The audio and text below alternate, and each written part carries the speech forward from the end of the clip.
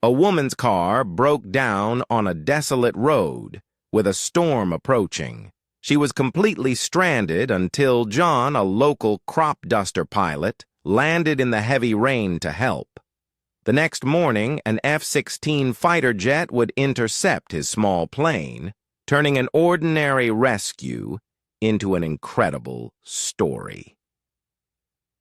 John Miller was a 58-year-old farmer who spent his mornings dusting crops in the same yellow Cessna he'd bought 20 years ago. He wasn't the type to chase after big dreams or flashy things. Life had taught him to enjoy the small stuff instead, and John was content with what he had, not seeing much point in complaining. Flying had been John's dream since he was young. His father, who taught him to fly, had pushed him toward the Air Force, and John had loved the idea. But life has its own plans sometimes. The family farm needed him more, and dreams of military jets gave way to crop dusting and helping neighbors make their harvests. Still, every time he heard the roar of military aircraft high above his fields, that old spark of wonder never quite went away.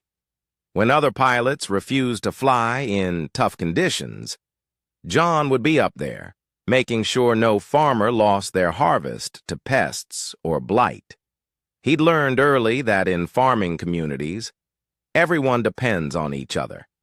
Little did John know that fate had its own plans for connecting his peaceful farming life with the world of military aviation he'd always admired from afar. Everything changed one stormy evening in late August. John was finishing his final run before the weather turned worse. The dark clouds were building faster than forecast, and he needed to get his plane on the ground. That's when he saw it. A car pulled over on the dirt road below, hazard lights blinking weakly through the rain. Someone was standing beside it, waving what looked like a white scarf. John banked his Cessna around for a better look. The field beside the road was rough, but flat enough. He'd landed in worse during spring planting. His radio crackled with the voice of Pete, the local field manager. "John, you're cutting it close with this weather. Got someone stranded down here. Going to set her down and check it out. Be careful, the storm's getting mean." The landing was rougher than he liked, the wet grass making the small plane slip slightly. As he climbed down from the cockpit, he saw an elderly woman trying to shield herself with a white cardigan. "Ma'am," he called out, jogging over, "you shouldn't be out here in this weather." Up close, she looked to be in her 70s, but carried herself with a dignified bearing despite her obvious distress. Her car was an expensive-looking sedan, the kind they don't sell in Cedar Valley. "My GPS sent me this way," she said, embarrassed. "Then the engine just died. I'm trying to reach the Air Force base. My son—" A crack of thunder cut off her words. John glanced at the darkening sky. "Ma'am, the base is 80 miles north, and this storm's only getting worse. Let me radio ahead, get you some help." But the woman started to protest. "Right now, let's get you dry." John helped her collect her things from the car. "I've got a farmhouse just over that ridge. We'll sort everything out there." The drive to his farmhouse in his old pickup was quiet, except for the drumming rain. The woman who introduced herself as Margaret kept checking her phone, but out here the signal was dead. The storm had knocked out most communications in the valley. "My son's receiving his first star today," she said suddenly. "General ceremony. I promised I'd be there." John's eyes widened as she told him about her son's heroic rescue of downed pilots.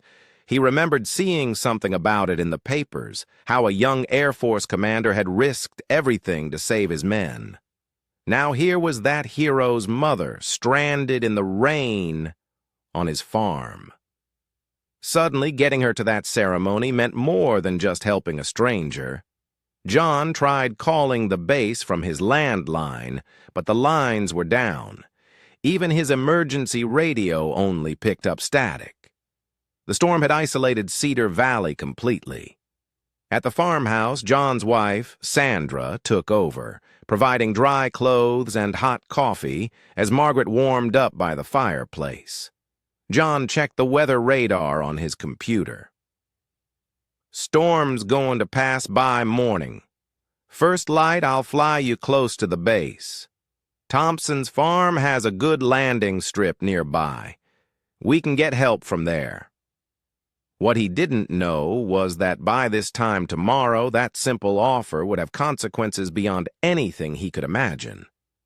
In the morning, the storm had passed, leaving everything fresh and clear. John was already at his plane before sunrise, going through his usual pre-flight checks, with his usual attention to detail. Margaret stood nearby, watching him work, wrapped in one of Sandra's old coats. "You're very careful with your plane?" she observed. John smiled, patting the Cessna's yellow wing. "Have to be. These old birds are reliable if you treat them right." Then suddenly, Sandra came running from the house, waving a phone. "John! Signal's back. There's bulletins everywhere. General Richard's promotion ceremony. They're looking for his mother. She never arrived last night." John's eyes went wide with shock. "Your son is General Richards? I read about him in the papers, what he did for those downed pilots. That was something special." Margaret's eyes lit up. "You know about Michael?" "Yes, ma'am." "That kind of courage deserves remembering." John helped her into the passenger seat. "Least I can do is help his mother." "Thank you so much," Margaret said softly. "They're probably worried sick." "We'll get you there," John said. The takeoff was smooth. John stayed low, following the contours of the land, just like he did when crop dusting. Margaret seemed to enjoy the view, pointing out landmarks below. She also took the opportunity to thank him again, appreciating everything he and his wife had done to help. They were 20 minutes from Thompson's farm when John's radio crackled. "Unknown aircraft heading north toward restricted airspace. Identify yourself immediately." John keyed his mic. "Cedar Valley local crop duster on humanitarian flight." He never finished the sentence. A dark shape streaked past his left wing, an F-16 fighter so close he could see the pilot's helmet. Another appeared on his right before circling back round.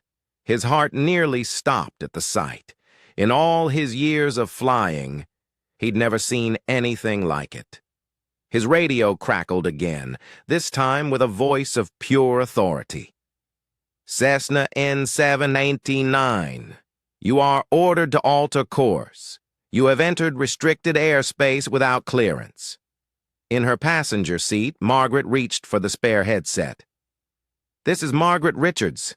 Is my son throwing one of his fits again?" The radio went silent for a long moment. Then, "Mom? Is that really you?"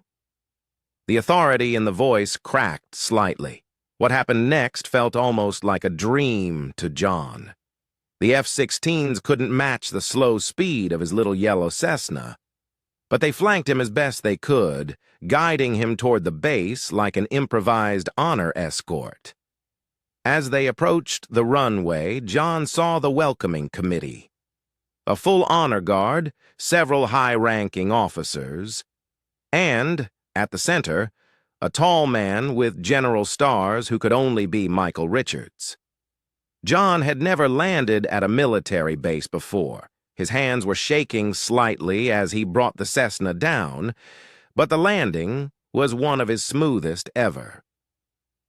As they taxied to a stop, he couldn't help but feel a surge of pride, a humble crop duster flying in formation with the Air Force's finest.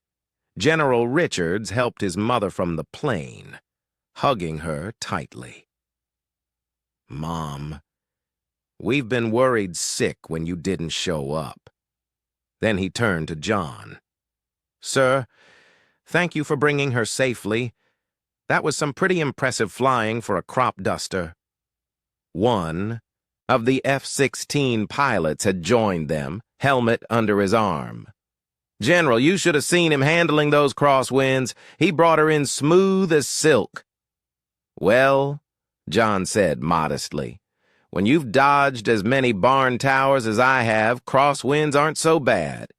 Everyone laughed, and suddenly, John wasn't just a farmer in his work clothes. He was one of them, a pilot who'd done his job well.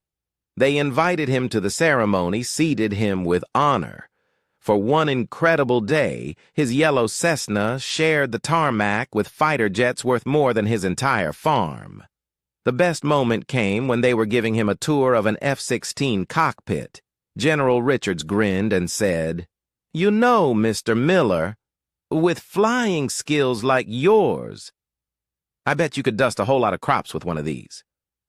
"Maybe so," John laughed, "but my old Cessna doesn't need quite so much paperwork to fuel up." Today, John still flies his yellow Cessna over Cedar Valley's fields. His grandchildren never tire of hearing about that morning when their grandfather's crop duster flew alongside F-16s, how the Air Force's finest escorted a humble farm plane to a perfect landing. The photos on his wall tell the story. A small yellow plane surrounded by sleek fighters, a moment when doing the right thing led to something extraordinary.